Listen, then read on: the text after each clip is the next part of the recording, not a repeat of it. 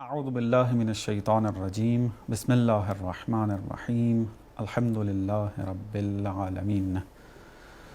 قال اللہ تعالی فی کتابہ المجید اعوذ باللہ من الشیطان الرجیم واعتصموا بحبل اللہ جمیعا ولا تفرقوا۔ ہفتہ وحدت کے حوالے سے آپ کی خدمت میں کچھ عرائض آپ کی خدمت میں پیش کرنے ہیں۔ جیسا کہ آپ جانتے ہیں اور جو مکتب تشیع سے تعلق رکھتے ہیں اور مکتب اہل سنت کے حوالے سے میں عرض کیے دیتا ہوں کہ انقلاب ایران اور انقلاب اسلامی ایران آنے کے بعد امام خمینی رحمۃ اللہ علیہ نے بہت سارے اہم اقدامات کیے۔ ان میں سے ایک اہم ترین قدم جو امام خمینی رحمۃ اللہ علیہ نے اٹھایا وہ ہفتہ وحدت کا اعلان ہے۔ کیوں ہفتہ وحدت کو قرار دیا گیا؟ چونکہ پیغمبر اکرم صلی اللہ علیہ وآلہ وسلم کی ولادت کی تاریخ کے حوالے سے مکتب تشیع کی روایات میں اور مکتب اہل سنت کی روایات میں اختلاف پایا جاتا ہے۔ اہل سنت قائل ہیں کہ ولادت 12 ربیع الاول کو ہوئی ہے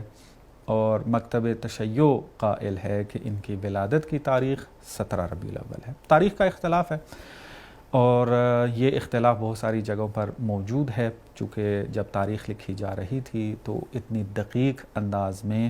ابتدائی دور کے اندر نہیں لکھی جاتی تھی، تو بعد میں یہ سب چیزیں تدوین ہوئی ہیں، تو ظاہری سی بات ہے کہ ایسا اختلاف ہو سکتا ہے۔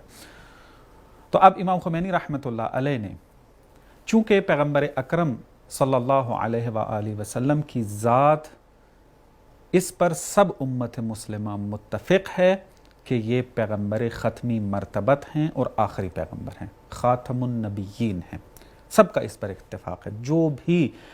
مسلمان کے عنوان کے تحت آتا ہے وہ اس بات کو قطعی طور پر قبول کرتا ہے۔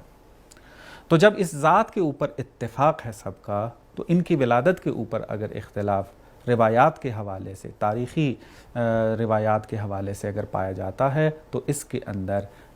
جم کرنا اور اکٹھا کرنا بہت آسان تھا، اور امام خمینی رحمۃ اللہ علیہ نے یہ قدم اٹھایا کہ 12 ربیع الاول سے لے کر 17 ربیع الاول تک کو ہفتہ وحدت قرار دیا۔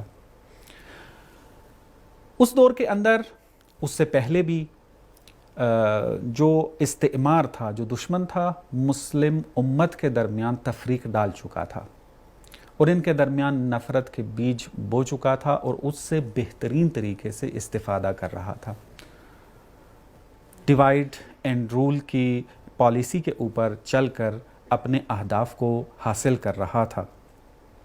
امام خمینی رحمۃ اللہ علیہ چونکہ ایک بہت ہی زیرک، ذہین اور بہترین پائے کے سیاستدان بھی تھے، وہ بھانپ چکے تھے دشمن کی ان ہتھ کنڈوں کو، لہٰذا امام خمینی رحمۃ اللہ علیہ نے ہفتہ وحدت کا اعلان کیا۔ اور یہ ایک ایسا اعلان تھا کہ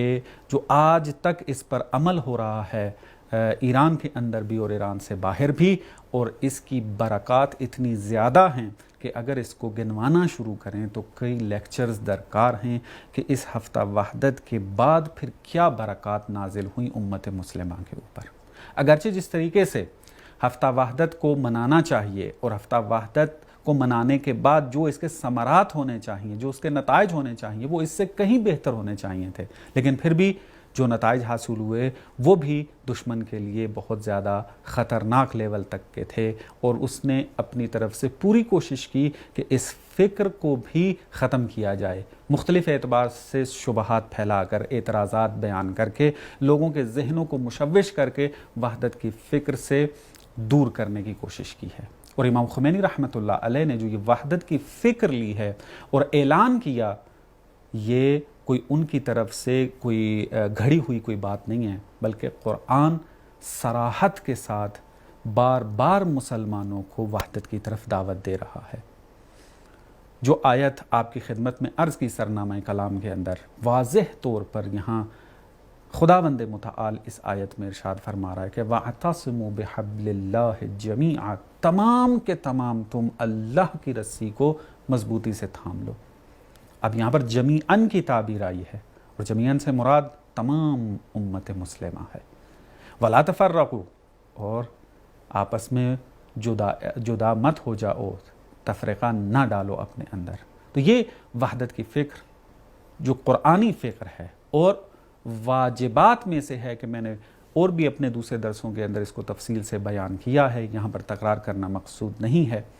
کہ وحدت جو ہے وہ قرآنی طور پر واجب ہے، جس طرح نماز واجب ہے، جس طرح حج واجب ہے، جس طرح باقی احکامات خدا نے ہمارے اوپر واجب قرار دیے ہیں، وحدت اسی طریقے سے ایک واجب امر ہے۔ تو امام خمینی رحمۃ اللہ علیہ نے اس قرآنی حکم کو بہترین طریقے سے سمجھا اور انقلاب اسلامی کے بعد فوراً اس حکم کا پرچار کیا، ہفتہ وحدت کو قرار دیا اور پھر اس کے لیے میدان فراہم کیا۔ پوری دنیا سے امت مسلمہ کے مفکرین کو اکٹھا کیا جاتا ہے، کانفرنس برقرار کی جاتی ہے اور اس کے اندر امت کے اندر موجود فرقہ بندی کے ختم کرنے کے حوالے سے اور وحدت کو کس طریقے سے معاشروں میں پھیلایا جائے اور دلوں کو قریب کیا جائے، ایک دوسرے کی محبت پیدا کی جائے، جس طرح کے پہلے امت مسلمہ کے اندر موجود تھی، ان راہ حل کے اوپر گفتگو ہوتی ہے۔ ماہرین تشریف لاتے ہیں ایران کے اندر اور دوسرے ممالک میں بھی یہ کانفرنس جو ہے وہ برقرار کی جاتی ہے اور وہاں پر اسی قسم کی ڈسکس ہوتی ہے تاکہ امت مسلمہ کو قریب لایا جائے اور اس وحدت کے ذریعے دشمن کے مقابل میں آیا جا سکے اور دشمن کو ٹف ٹائم جو ہے وہ دیا جائے اور دشمن کی ناک کو جو ہے وہ رگڑا جائے۔ لیکن جیسا کہ میں نے پہلے عرض کیا آپ کو کہ اتنا بڑا قدم جب اٹھا تو اب دشمن تو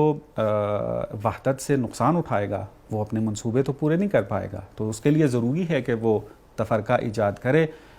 وحدت کی فکر کو ایسا بنا کر پیش کرے کہ امت مسلمہ اس کو پہچاننے سے یا اس کو ماننے سے انکار کر دے، قرآنی حکم ہونے سے انکار کر دے۔ تو اب یہاں پر یا اصل وحدت کی فکر سے انکاری ہو جاتے ہیں اعتراضات اور شبہات میں مبتلا ہونے کے بعد، یا پھر ایسی وحدت کی تعریفیں کرنے لگ جاتے ہیں کہ جس سے معلوم ہوتا ہے کہ پھر وحدت کی کوئی ضرورت نہیں ہے، کہ تھوڑا تفصیلی مطلب ہے، میں اس کو اگلے درس میں بیان کرتا ہوں۔ والسلام علیکم ورحمۃ اللہ وبرکاتہ۔